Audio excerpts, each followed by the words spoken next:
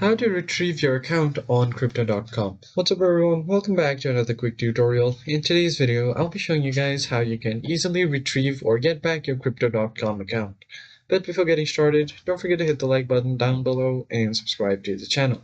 So if you want to log into your Crypto.com account and you've forgotten your password, first thing you do is open up your web browser, and here you're just gonna search for Crypto.com.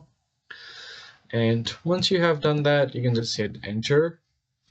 Now, once you do that, you will see all of these results. So the first thing you want to do is simply go ahead and click on the first link that you see.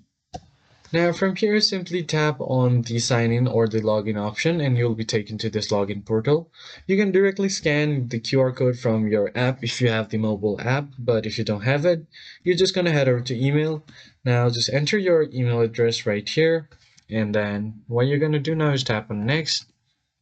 Once you have entered your email, now once you tap on login, what it will do is you will have to verify your account. So you just have to go ahead and tap on the email and you should easily be able to log into your account. So it's as easy as that. I hope you found this tutorial helpful. I'm going to see you guys on the next video.